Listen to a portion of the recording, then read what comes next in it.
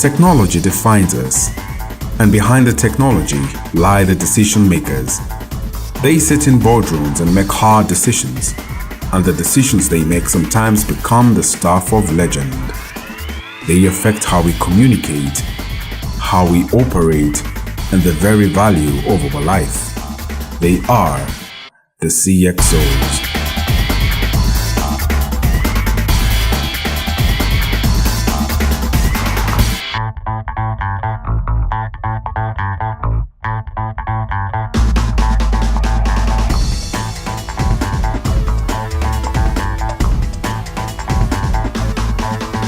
Jussi Hinkkanen. He is currently the Vice President Corporate Relations for India, the Middle East and Africa for Microsoft Devices. From his campus days at the prestigious Tampere University of Technology to one of the world's most powerful corporate boardrooms, Jussi has always been a man with a mission. His is an inspiring story of what great skill and sheer determination can do. He cites his strongest professional asset as being able to drive the organization from vision to results in numerous contexts. We caught up with Jussi recently in Nairobi to talk of the merger between Microsoft and Nokia and what the impact of this deal in the world of technology means.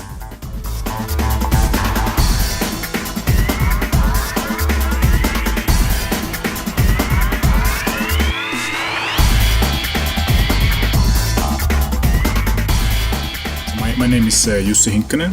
I'm Vice President for Corporate Relations for India, Middle East and Africa. And basically I'm taking care of Nokia's government relations, external relations and innovation partnerships. Last September, the Nokia announced, or board announced that Nokia decided to sell the devices and services business to Microsoft. And it took quite a few months for us to get the regulatory approvals around the world. And finally, on 25th of April, the deal was closed. And then the Nokia Devices and Services team, basically the handsets, part of the business was transferred to Microsoft.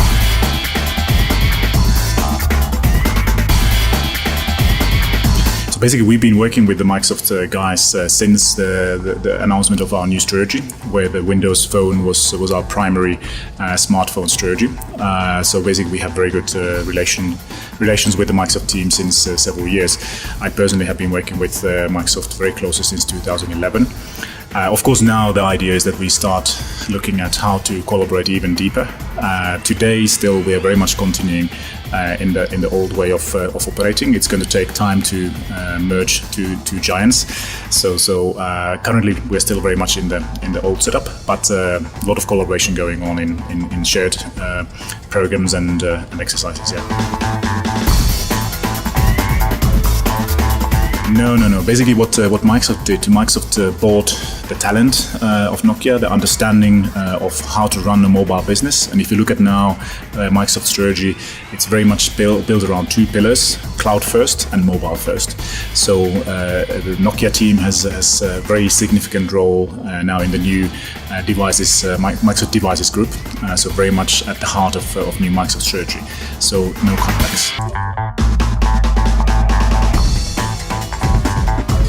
I think that it's good for everyone now.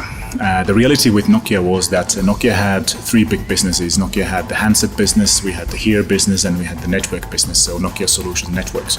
And the reality was that we didn't have enough cash to invest in R&D and marketing of all of those three. So now that we are part of Microsoft, it's going to be much better, also for our partners.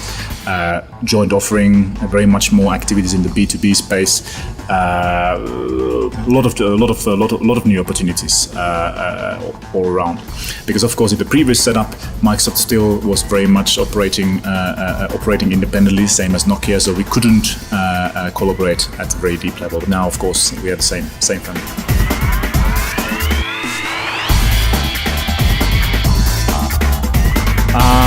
can't talk about future announcements, but of course there's all the time things happening. The portfolio of products is developing all the time, and we will definitely get interesting news over the next few months and during the remainder of the year 2014.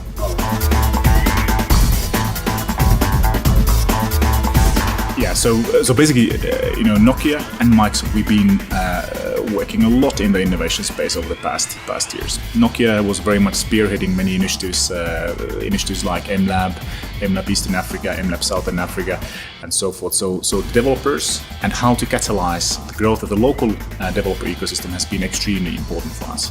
And if you look at the download numbers, millions and millions of downloads, we really see that the Nokia and now Microsoft platforms have been very important for actually delivering locally relevant content to the local consumers. So that's going to be very much at the center of our strategy even now going forward. And I would even see that it's becoming stronger now in the future than what it was in the past. So very much focusing now, of course, on Windows Phone and really selling that story better and that opportunity better to the developers. But at the same time, what we also do and what we see is our responsibility is also to actually work with the policymakers and kind of corporate strategists and so forth in actually improving the understanding of how actually ICT plays to improvement of let's say socioeconomic development of Kenya. And ICT sector has a fundamentally important role there as a vehicle for providing people with more information, knowledge, access to services at different levels of society, all the way from rural context all the way, of course, then to the higher middle class.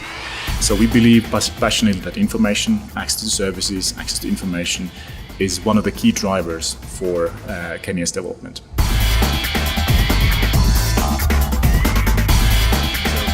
I think the key challenge typically is that we have either good engineers or we have good businessmen, but we really don't have teams that bring these different assets together. And I think that when we look at the leading innovation hubs around the world, they are hubs where different talent pools come together. You have artists, you have designers, you have engineers, you have economists, MBAs, and so forth. So it's about understanding that for building a business, you need to understand the end users. You actually have to conduct a sociological, anthropological research to understand how people actually use these services, what kind of needs they have. But then on the other hand, then you also need to have enough capacity and enough skills to build the business model and so forth. And then to take the innovation to the marketplace. So we need to go much beyond apps. It's not about apps, it's about services, and services are much more complicated than just individual apps. So we have to cultivate this understanding of how do you really build businesses that can scale.